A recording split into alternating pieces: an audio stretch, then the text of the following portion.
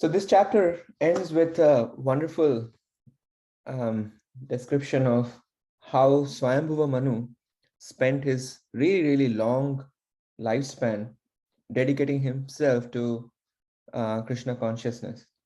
And in the 37th verse, a nice question is raised, which is, how can persons completely under the shelter of Lord Krishna in devotional service be put into misery, pertaining to the body, the mind, nature, and other men and living creatures? So clearly, like on the path of our Krishna consciousness, we definitely try to stop our miseries at the same time. And we even tell that chant Hare Krishna and your life will be sublime. But we also discover that that path is not as easy as we had thought it to be. And there will be continuous inflow of material desires as well as obstacles. So the question is that, does the karma actually hinder one's attempt in performing devotional service? And does one's Krishna consciousness automatically remove all the distresses, even though the karma, the allotted karma might be fixed? So Prabhupada deals with this particular question in the purport to 32, purport number 32. Prabhupada writes that it is not that the miseries of the material world completely vanish when one takes to Krishna consciousness. But for one who is Krishna conscious, the miseries of material existence have no effect.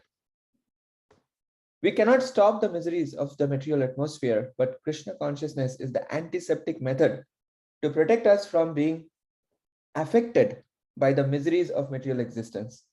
For a Krishna conscious person, both living in heaven and living in hell are equal, because they are no longer affected by the miseries of the material existence.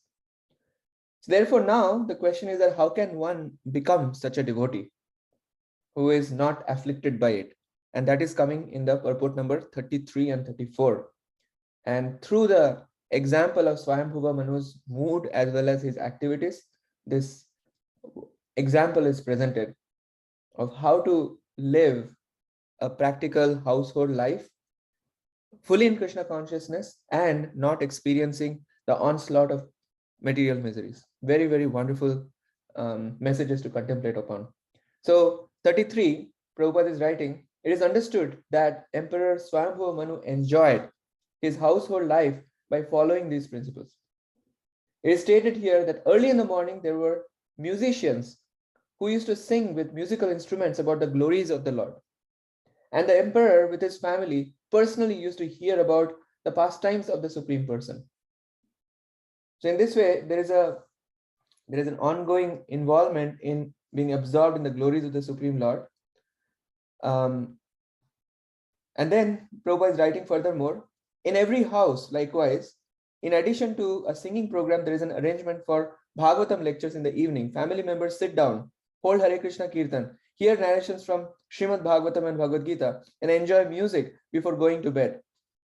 The atmosphere created by this Sankirtan movement lives in their hearts, and while sleeping, they also dream of the singing and glorification of the Lord. In such a way, perfection of Krishna consciousness can be attained. So this particular purport is a very, very practical purport, as you can see, talking about how to lead a Krishna conscious life surrounded by different varieties of material conditions. Whether it is a happy kind or a sad kind, it does not matter. But main thing is that there is a thrust of being completely absorbed in the glories of the Supreme Lord. So in the 34th verse, Prabhupada is writing, the kingly happiness of material enjoyment generally drags one to the lowest grade of life, namely degradation to animal life because of unrestricted sense enjoyment. But Swayambhuva Manu was considered as good as saintly sage because the atmosphere created in his kingdom and home was completely Krishna conscious. The case is similar with the conditioned souls in general. They have come into this material life for sense gratification. But if they are able to create a Krishna conscious atmosphere as depicted here, or as prescribed in revealed scriptures by temple worship and household deity worship, then in spite of their material enjoyment, they can make advancement in pure Krishna consciousness without a doubt. So finally, Prabhupada is writing, in spite of their enjoying the material advantages, they can be liberated in this very life by practicing Krishna consciousness by the simple method of chanting the holy names of the Lord, Hare Krishna, Krishna Krishna, Hare Hare, Hare Ram, Ram Ram, Hare Hare. In this way, Swayambhuva Manu is a perfect example of an ideal Grihastha life who is leading this long life, 71 times 4.32 million years, or 71 cycles of 4 yugas. I mean, that's incomprehensible for us, how long he's leading, but how exemplary his life is. And that's what is depicted here. And we should follow in the footsteps of these great souls. And in the 35th verse, it is pointed out that consequently, although his duration of life gradually came to an end, his long life, consisting of a Manvantar era, was not spent in vain, since he was engaged in hearing, contemplating, writing down, and chanting the pastimes of the Lord. These are such wonderful meditation for us to see that the progenitor of mankind, this is the life that he is leading, and therefore we should try our best to follow in his footsteps. And then Prabhupada, in the purport to 35, is pointing out that how the miseries of old age looks like. So as freshly prepared food is very tasteful, but if kept for 3 or 4 hours, becomes stale and tasteless. So the existence of material enjoyment can endure as long as life is fresh. But at the fag end of life, everything becomes tasteless and everything appears to be vain and painful. The life of Emperor Swayambhuva Manu, however, was not tasteless as he grew older. His life remained as fresh as in the beginning because of his continued Krishna consciousness. So let's deepen our meditation on this wonderful example, and please study these purports on your own also.